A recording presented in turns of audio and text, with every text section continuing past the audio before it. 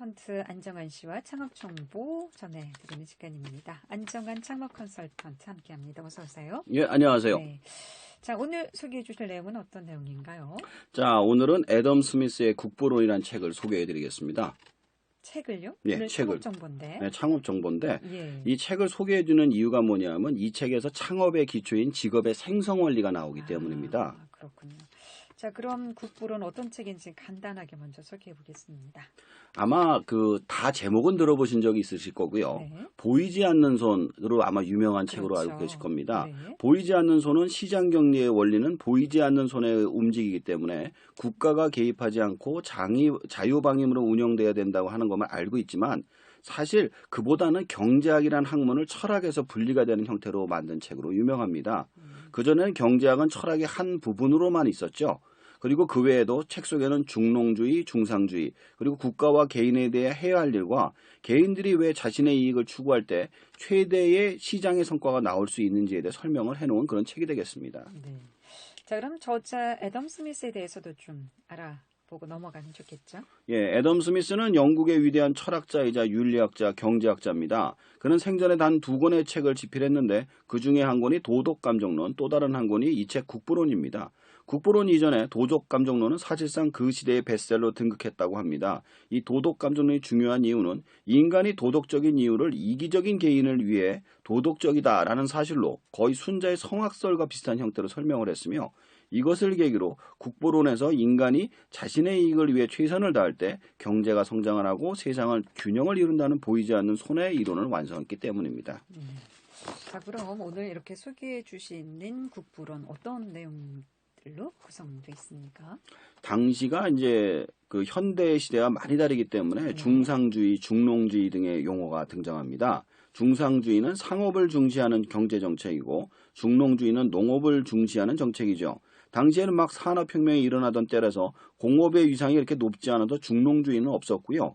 애덤 스미스는 중농주의를 선호한다는 이야기가 나옵니다. 책 속에서 제가 소개하고 싶은 부위는 크게 분업과 비교의 그리고 보이지 않는 손이라는 개념을 소개해드리고 싶습니다. 이 부분은 세월이 지나도 변하지 않는 인간의 본성과 시스템에 대한 설명을 하기 때문이죠. 네.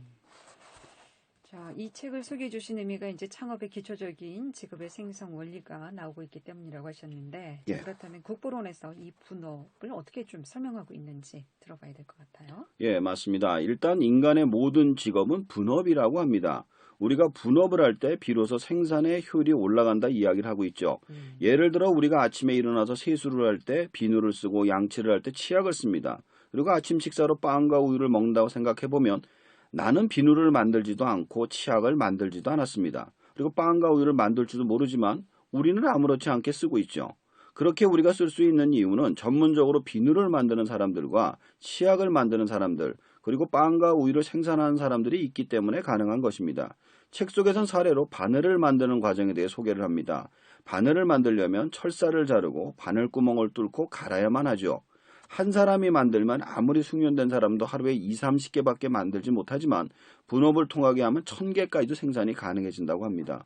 그 이유는 단순한 업무를 반복적으로 하게 돼서 숙련도가 빨리 증가하고 중간에 다른 일을 할 필요가 없기 때문입니다. 이처럼 국부론에서는 분업에 대해서 굉장히 중요한 의미를 부여하고 있습니다. 네.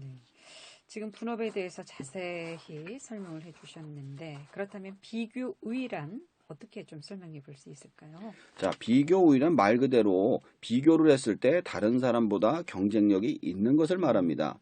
앞에서 철사를 만드는 거 예를 들어 설명을 드리면 분업을 했을 때 누군가는 바늘을 자르는 게 빠를 것이고 누군가는 구멍을 뚫는 게 빠를 겁니다. 그리고 누군가는 바늘을 가는 게 빠르겠죠.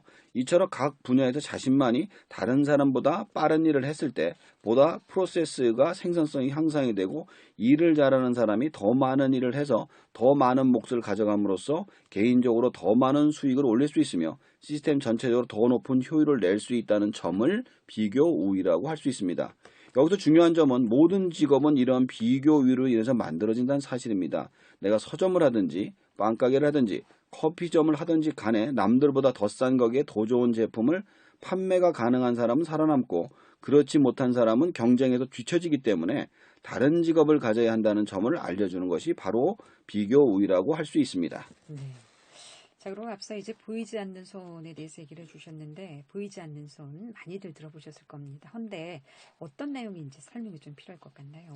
자, 이 책에서 가장 많이 알려진 내용이 생산과 소비의 접점에서 가격이 결정된다는 이론이 바로 보이지 않는 손입니다. 공급 곡선은 가격이 상승할수록 떨어지고 수요 곡선은 떨어지게 돼 있죠. 그러니까 공급은 할수록 올라가고 수요는 떨어지잖아요. 여기서 만나는 점에서 가격이 결정이 된다는 것이죠. 그런데 여기서 우리가 잘 모르는 보이지 않는 손이 있는데 그것이 바로 인간이 왜 생산을 함에 있어 경쟁을 하고 그 사이에서 사회적으로 직업이 생겨나는지 설명을 해줍니다. 이기심이 이 모든 것의 핵심이라고 애덤 스미스는 말하고 있습니다.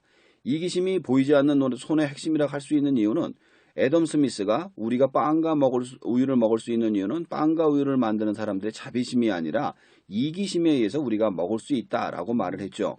이미 전작 도덕감정론에서도 인간의 도덕은 사회에 고립되지 않고 잘 살기 위해서 만들어진 것이라고 말한 것처럼 인간은 자신이 필요한 물품을 생존과 번식에 필요한 물품을 문제없이 구하기 위해서 다른 사람이 만든 물건을 최대한 많이 가질 수 있는 방법을 찾아야 하는데 그것이 바로 돈을 버는 것이기 때문에 자신의 최소한의 노력으로 최대한의 돈을 벌 수 있는 방법을 찾다 보니 최고의 생산성 있는 방식으로 제품을 생산하고 유통하고 판매를 하게 된다는 것이죠.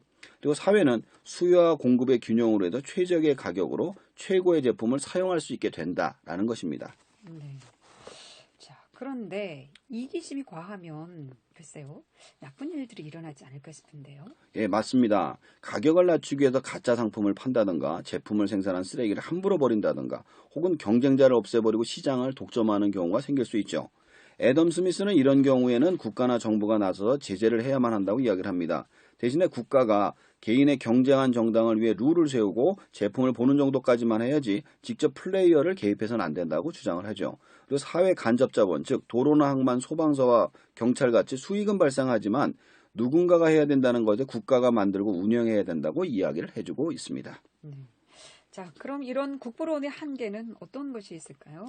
자, 국부론은 1차 산업혁명 초기에 나온 책에서 노동자와 기업가 간의 관계만 있을 뿐 그 후에 대량 생산 시대의 노동자와 기업가 간의 관계에 대해 생각하지 못한 부분이 있습니다.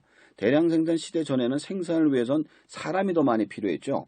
이 부분에도 보이지 않는 손으로 조절이 된다고 믿고 있었습니다. 대량 생산 시대에는 생산에 사람이 필요가 없다 보니 대량 실업과 사회 붕괴, 또 자본주의 몰락으로 인한 공산주의 등장 등이 이야기가 나오고 있습니다. 자, 그렇다면 이 책이 현대에서 어떤 의미를 가지고 있다고 볼 수 있을까요? 이게 비록 200년이 넘은 고전이지만 분업과 비교의 보이지 않는 손으로 현대 경제의 일과 사회 그리고 자본주의에 대해서 잘 설명해주고 있습니다.